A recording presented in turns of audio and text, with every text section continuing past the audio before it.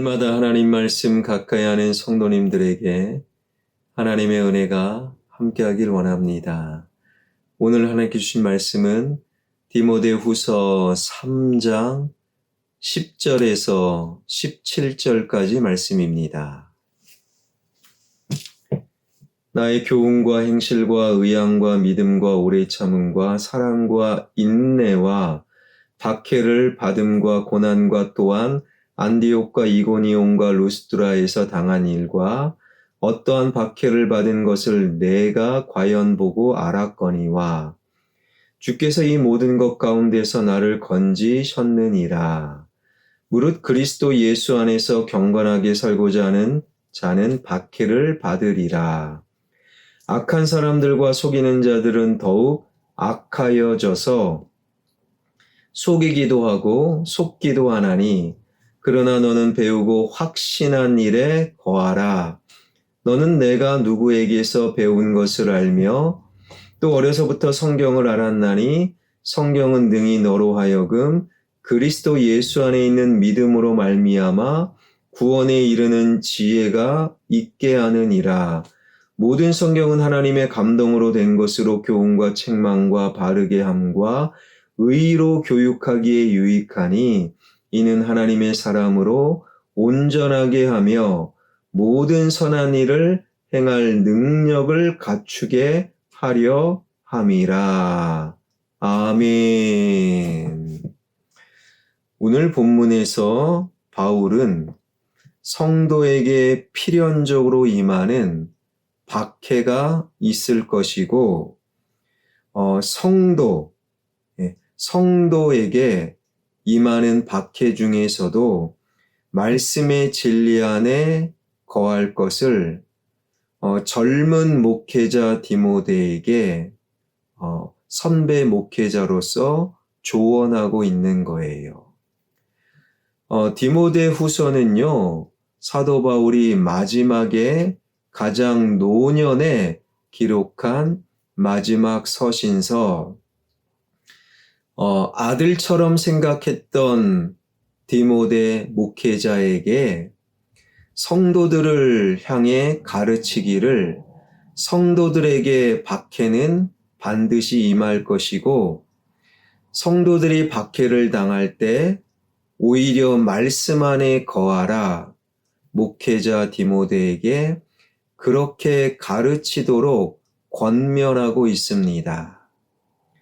10절, 11절을 보게 되면 나의 교훈과 행실과 의향과 믿음과 오래 참음과 사랑과 인내와 박해를 받음과 고난과 또한 안디옥과 이고니온과 루스드라에서 당한 일과 어떠한 박해를 받은 것을 디모데 내가 과연 보고 알았거니와 주께서 이 모든 것 가운데서 나를 건지셨느니라. 불과 2절에 지나지 않지만 10절, 11절 속에서 바울의 지난 30여 년간의 사역이 고스란히 녹아져 있습니다. 복음 전도자로서 바울의 삶은 사실 그렇게 화려하거나 대단하지 않았어요. 이 땅에서 보이는 성공을 추구하는 자들에게 더더욱 나도 바울처럼 살아야지 그러한 생각과 느낌을 줄 수 없는 바울의 모습. 고린도후서 11장 24절에서 27절을 보게 되면 바울의 30여 년간의 복음 전도자의 사역을 이렇게 요약하는데요. 유대인들에게 40에서 하나 감암매를 5번 맞았고 3번 태장으로 맞고 1번 돌로 맞고 3번 파선하고 일주야를 깊은 바다에서 지냈으며 여러 번 여행하며 강의 위험과 강도의 위험과 동족의 위험과 이방인의 위험과 시내의 위험과 광야의 위험과 바다의 위험과 거짓 형제 중의 위험을 당하고 또 수고하며 애쓰고 여러 번 자지 못하고 줄이며 목마르고 여러 번 굶고 춥고 헐벗었노라. 이러한 삶을 누가 부러워하겠습니까? 그런데 노사도, 주님의 부름을 눈앞에 둔 노년의 사도 바울의 이 말은 참으로 멋지다, 참으로 당당하다, 영적인 멋스러움을 젊은 목회자 디모데에게 그리고 우리에게 지금 드러내고 있는 거예요.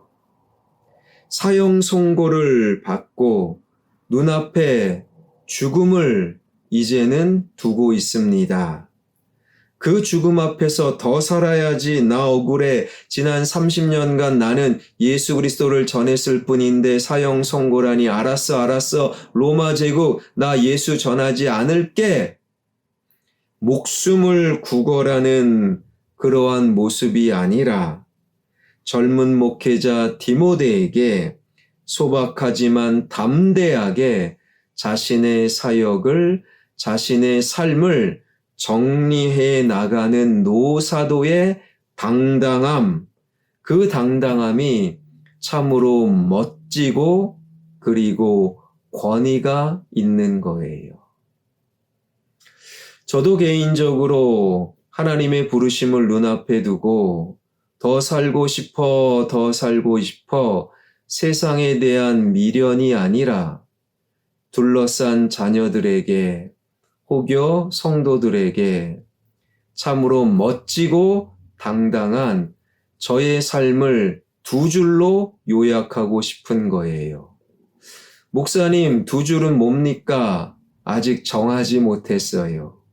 그러나 죽음의 그 순간 당당하게 노사도 바울처럼 자신의 삶을 두 줄로 요약하며 나처럼 사십시오라고 멋지게 마지막 말하고 천국 간다면 얼마나 멋진 삶을 살았을까.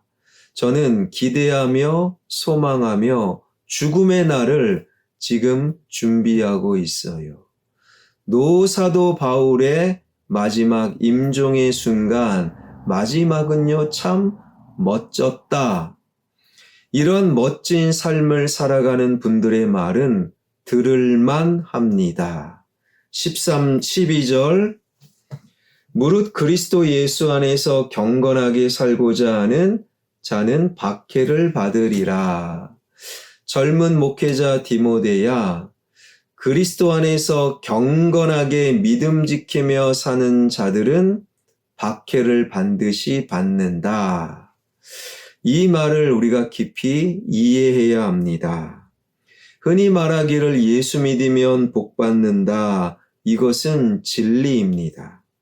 하나님께서는 믿는 자녀들에게 복 주시기로 작정하셨습니다. 다만 12절의 말씀은 하나님과 믿는 자들의 관계가 아니라 믿는 자들과 세상의 관계, 어제 살핀 대로 세상은 타락, 하나님을 거부하는 불순종의 아들 사탄이 장악하고 있는 세상, 믿는 자들은 세상에서 박해를 받을 수밖에 없는 거예요. 반대로 예수 믿는데 세상에서 편안하다, 부담감이 없다.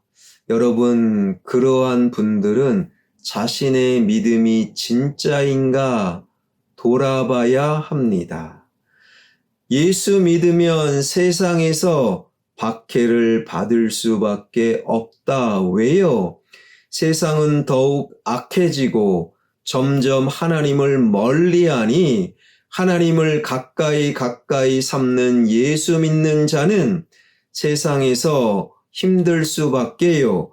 박해를 받을 수밖에 없지요. 13절 악한 사람들과 속이는 자들은 더욱 악하여져서 속이기도 하고 속기도 하나니, 바울 당시 로마 제국의 네로 황제가 박해를 그리고 로마 당국이, 그리고 거짓 교사들이 눈에 불을 켜고 바울을 흔들어대고 공격하였던 거예요. 그러니 세상 속에서 그리스도인들은 흔들릴 때가 있는 거예요. 야, 힘들다 할 때가 있는 거예요.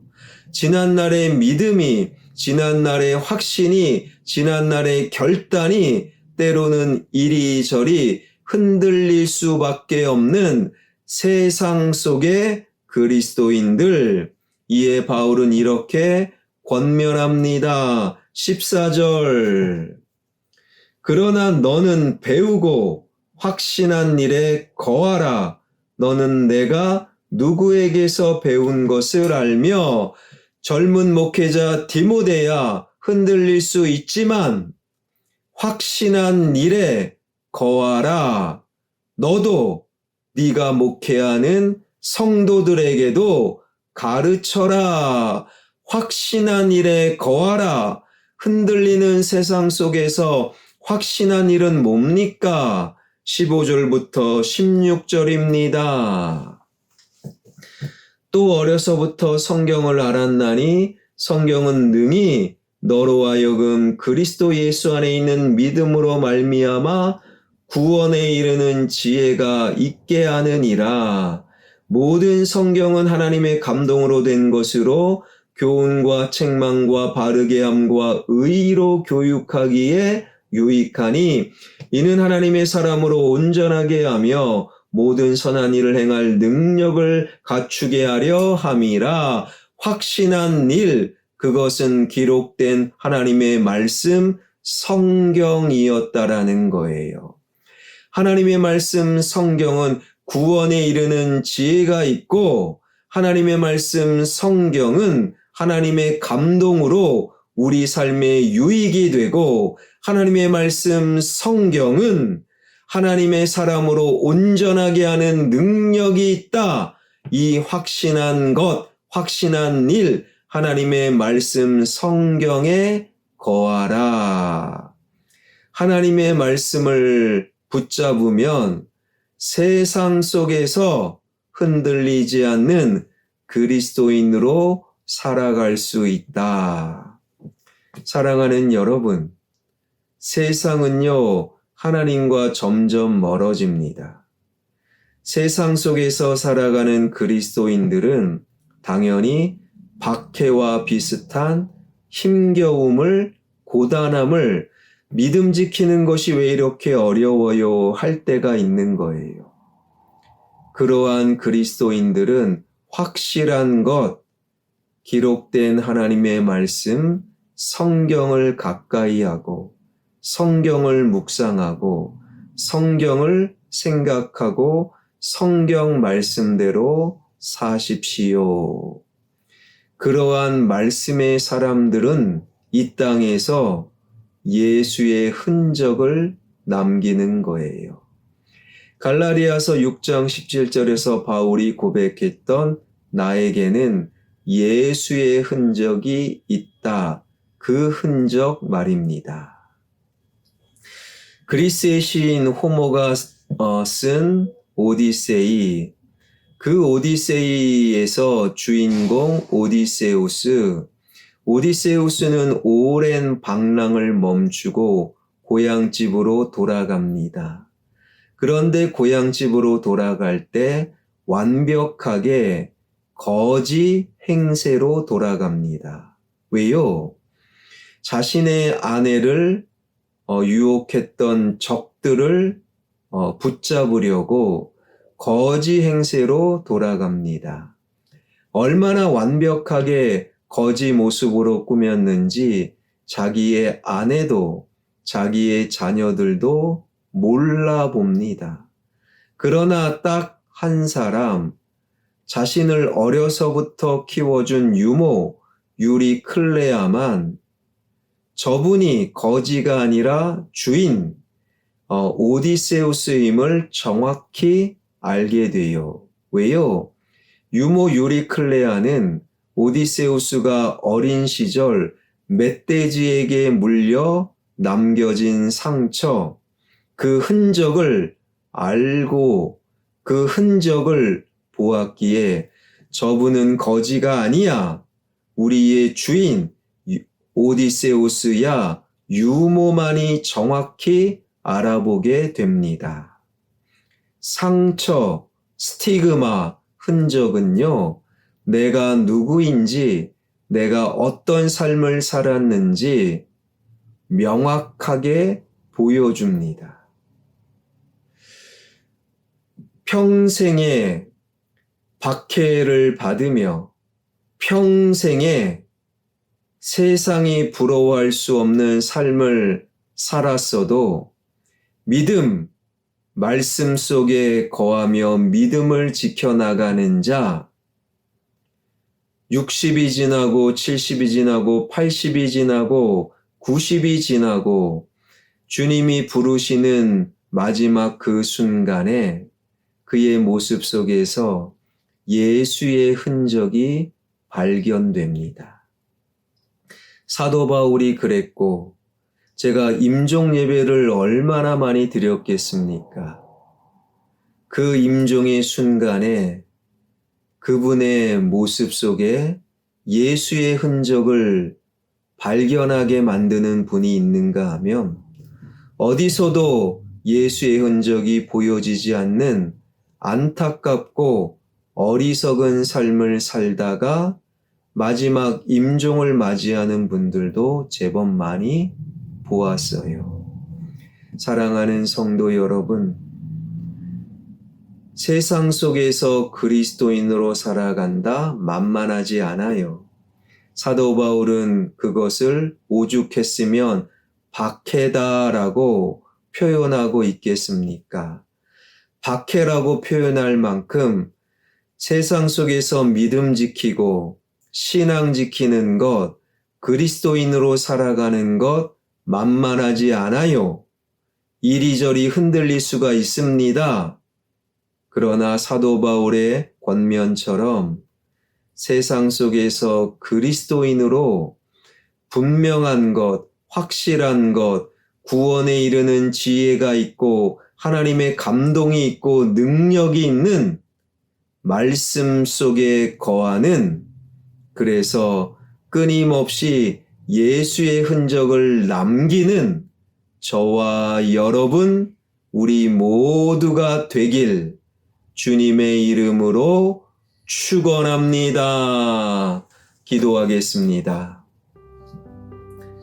세상 속에서 그리스도인으로 살아가는 것, 사도 바울은 그것은 박해다 할 만큼 만만하지 않습니다. 그러나 확실한 것, 말씀 속에 거함으로 이 땅에서 예수의 흔적을 남기는 진정한 그리스도인들 되게 하여 주옵소서.